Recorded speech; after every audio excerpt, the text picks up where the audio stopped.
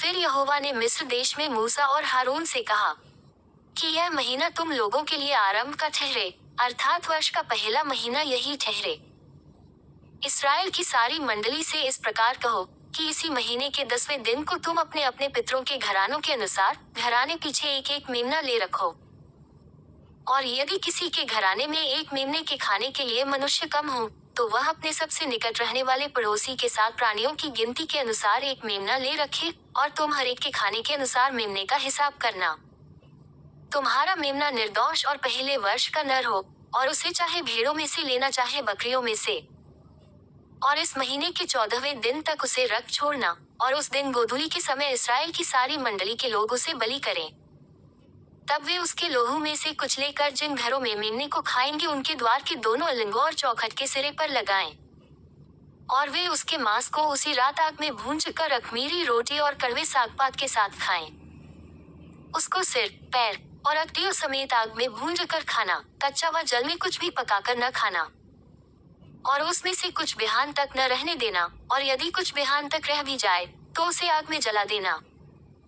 और उसके खाने की यह विधि है कि कमर बांधे, पाँव में जूती पहने और हाथ में लाठी लिए हुए उसे फुर्ती से खाना, वह तो यहोवा का पर्व होगा। क्योंकि उस रात को मैं मिस्र देश के बीच में से होकर जाऊंगा, और मिस्र देश के क्या मनुष्य क्या पशु सबके पहिलौठों को मारूंगा, और मिस्र के सारे देवताओं को भी मैं दंड दूंगा। मैं तो यहोवा हूँ।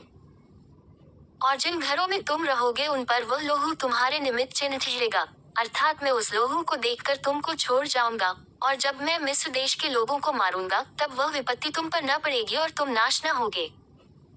और वह दिन तुमको स्मरण दिलाने वाला ठहरेगा, और तुम उसको यहोवा के लिए पर्व करके मानना। वह दिन तुम्हारी पीढ़ियों में सदा की विधि जानकर पर्व माना जाए। 7 दिन तक अख़मीरी रोटी खाया करना, उनमें से पहले ही दिन अपने अपने घर में से खमीर उठा डालना। वरन जो पहले दिन से लेकर 7वें दिन तक कोई खमीरी वस्तु खाए, वह प्राणी इस्राएलियों में से नाश किया जाए। और पहले दिन एक पवित्र सभा, और 7वें दिन भी एक पवित्र सभा करना। उन दोनों दिनों में कोई काम न किया जाए, केवल जिस प्राणी का जो खाना हो उसके काम करने की आज्ञा है। इसलिए तुम बिना खमीर की रोटी का पर्व मानना, क्योंकि उसी दिन मानो मैंने तुमको दल दल करके मिस्र देश से निकाला है। इस कारण वह दिन तुम्हारी पीढ़ियों में सदा की विधि जानकर माना जाए। पहले महीने के 14वें दिन की सांझ से लेकर 21वें दिन की सांझ तक तुम अख़मीरी रोटी खाया करना।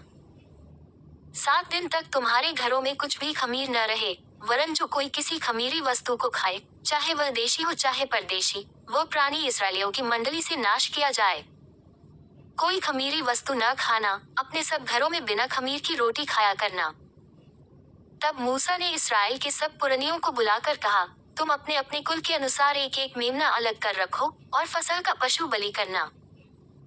और उसका लोहू जो तसले में होगा उसमें जोफा का एक गुच्छा डुबाकर उसी तसले में के लोहू से द्वार के चौखट के सिरे और दोनों अलंगों पर कुछ लगाना, और भोर तक तुम में से कोई घर से बाहर न निकले।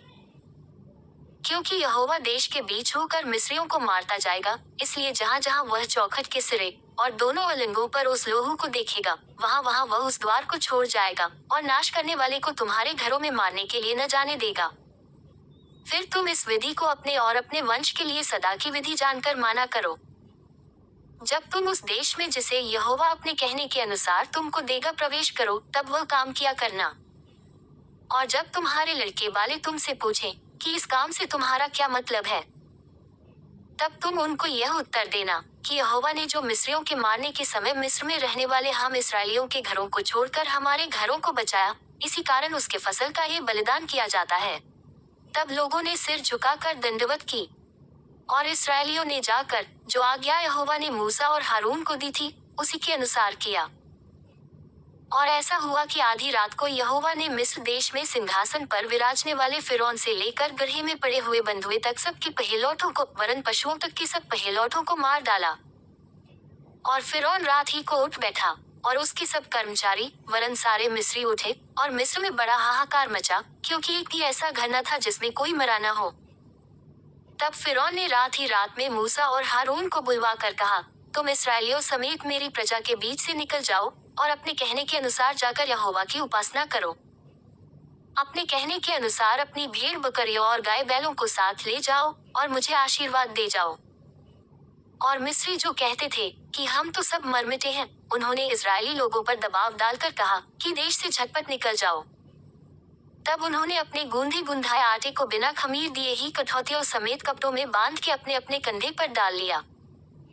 और इसराइलियों ने मूसा के कहने के अनुसार मिस्रियों से सोने चांदी के गहने और वस्त्र मांग लिए। और यहोवा ने मिस्रियों को अपनी प्रजा के लोगों पर ऐसा दयालु किया कि उन्होंने जो जो मांगा वह सब उनको दिया। इस प्रकार इसराइलियों ने मिस्रियों को लूट लिया। तब इजरायली रामसेस से कूच करके सुक्कोत को चले और बाल बच्चों को छोड़ वे कोई 6 लाख पुरुष प्यादे थे। और उनके साथ मिली जुली हुई एक भीड़ गई, और भेड़ बकरी गाय बैल बहुत से पशु भी साथ गए। और जो गूंधा आटा वे मिस्र से साथ ले गए उसकी उन्होंने बिना खमीर दिए रोटियां बनाई, क्योंकि वे मिस्र से ऐसे बरबस निकाले गए कि उन्हें अवसर भी न मिला कि मार्ग में खाने के लिए कुछ पका सके। इसी कारण वह गूंधा हुआ आटा बिना खमीर का था। मिस्र में बसे हुए इसराइलियों को 430 वर्ष बीत गए थे। और उन 430 वर्षों के बीतने पर ठीक उसी दिन यहोवा की सारी सेना मिस्र देश से निकल गई। यहोवा इसराइलियों को मिस्र देश से निकाल लाया, इस कारण वह रात उसके निमित्त मानने के अति योग्य है। ये यहोवा की वही रात है जिसका पीढ़ी पीढ़ी में मानना इसराइलियों के लिए अति अवश्य है। फिर यहोवा ने मूसा और हारून से कहा, पर्व की विधि यह है कि कोई परदेशी उसमें से न खाए। पर जो किसी का मोल लिया हुआ दास हो और तुम लोगों ने उसका खतना किया हो, वह तो उसमें से खा सकेगा। पर परदेशी और मजदूर उसमें से न खाएं। उसका खाना एक ही घर में हो, अर्थात तुम उसके मांस में से कुछ घर से बाहर न ले जाना, और बलि पशु की कोई हड्डी न तोड़ना। पर्व को मानना इसराइल की सारी मंडली का कर्तव्य कर्म है। और यदि कोई परदेशी तुम लोगों के संग रहकर यहोवा के लिए पर्व को मानना चाहे, तो वह अपने यहाँ के सब पुरुषों का खतना कराए, तब वह समीप आकर उसको माने, और वह देशी मनुष्य के तुल्य ठहरेगा। पर कोई खतनारहित पुरुष उसमें से न खाने पाए। उसकी व्यवस्था देशी और तुम्हारे बीच में रहने वाले परदेशी दोनों के लिए एक ही हो। यह आज्ञा जो यहोवा ने मूसा और हारून को दी उसके अनुसार सारे इसराइलियों ने किया। और ठीक उसी दिन यहोवा इसराइलियों को मिस्र देश से दल दल करके निकाल ले गया।